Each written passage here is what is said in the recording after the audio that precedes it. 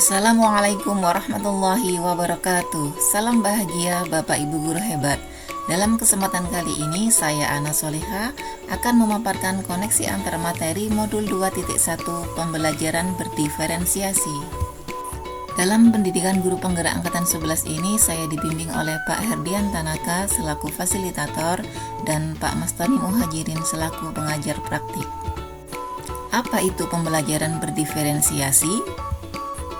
Pembelajaran berdiferensiasi adalah usaha guru untuk menyesuaikan proses pembelajaran di kelas yang memenuhi kebutuhan belajar individu murid, karena kita ketahui bahwa setiap anak itu unik dengan latar belakang dan kemampuannya yang berbeda-beda. Lantas, bagaimana ya cara melakukan pembelajaran berdiferensiasi di kelas? Agar dapat melakukan pembelajaran berdiferensiasi di kelas, guru harus melakukan beberapa hal berikut. Yang pertama, memahami tujuan pembelajaran. Yang kedua, mengetahui dan merespon kebutuhan murid. Yang ketiga, menciptakan lingkungan belajar yang kondusif untuk belajar. Yang keempat, melakukan manajemen kelas yang efektif. Dan yang kelima, melakukan penilaian berkelanjutan.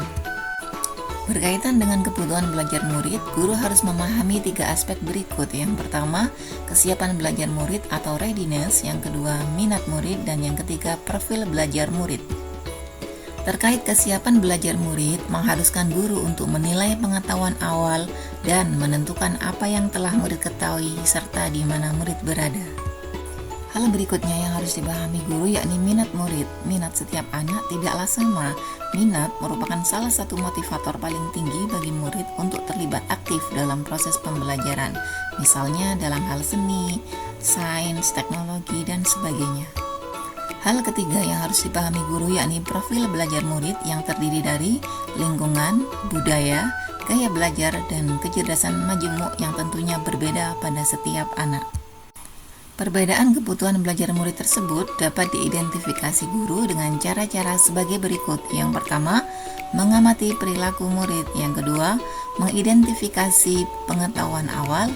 Yang ketiga, mereview dan melakukan refleksi terhadap praktik pengajaran. Yang keempat, mencari informasi pada guru si murid sebelumnya. Yang kelima, membaca rapot murid di kelas sebelumnya. Dan yang keenam, menggunakan berbagai penilaian formatif dan diagnostik. Adapun strategi dalam mewujudkan pembelajaran berdiferensiasi terdiri dari 3 hal. Yang pertama, diferensiasi konten. Yang kedua, diferensiasi proses. Dan yang ketiga, diferensiasi produk. Dalam pelaksanaannya, ketiga strategi ini bisa dipilih salah satu, dikombinasikan keduanya, atau bahkan dilaksanakan ketiganya sekaligus. Strategi yang pertama yang bisa dilakukan adalah diferensiasi konten, yakni berkaitan dengan apa yang kita ajarkan seperti materi, konsep, atau keterampilan yang sesuai dengan kurikulum. Diferensiasi konten dilakukan dengan pengorganisasian atau format penyampaian materi, bukan mengubah atau menurunkan standar kurikulum. Strategi berikutnya yakni dengan melakukan diferensiasi proses. Hal ini terkait dengan kegiatan yang memungkinkan murid berlatih dan memahami konten dengan cara membedakan proses yang harus dijalani oleh murid. Strategi berikutnya yang bisa dilakukan yakni dengan melakukan diferensiasi produk, merupakan bukti murid mampu memahami dengan cara membedakan produk sebagai hasil belajar murid, hasil latihan penerapan, dan pengembangan dari materi yang dipelajari. Lantas, adakah keterkaitan antara modul pembelajaran berdiferensiasi dengan modul-modul yang lain? Keterkaitan antara modul 1.1 dan modul 2.1. Agar dapat melakukan pembelajaran berdiferensiasi, maka guru harus dapat memenuhi kebutuhan belajar murid sesuai dengan kodrat alam dan kodrat zaman berdasarkan filosofi pemikiran Ki Hajar Dewantara. Adapun keterkaitan antara modul 1.2 dengan modul 2.1 yakni dalam melakukan pembelajaran berdiferensiasi, seorang guru harus berpihak kepada murid, reflektif, mandiri, kolaboratif, dan inovatif agar dapat memenuhi kebutuhan murid. Dengan demikian, guru dapat mewujudkan kepemimpinan murid dengan menuntun murid merdeka belajar. Hal ini sesuai dengan nilai dan peran guru penggerak. Berikutnya keterkaitan antara modul 1.3 dengan modul 2.1, yaitu pembelajaran berdiferensiasi dapat menjadi salah satu strategi untuk mewujudkan visi guru penggerak yang berpihak kepada murid.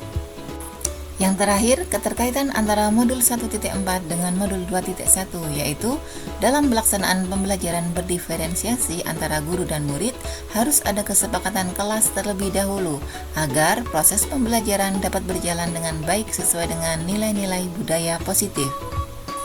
Demikian pemaparan koneksi antar materi modul 2.1 tentang pembelajaran berdiferensiasi. Terima kasih. Wassalamualaikum warahmatullahi wabarakatuh. Salam bahagia Bapak Ibu guru hebat.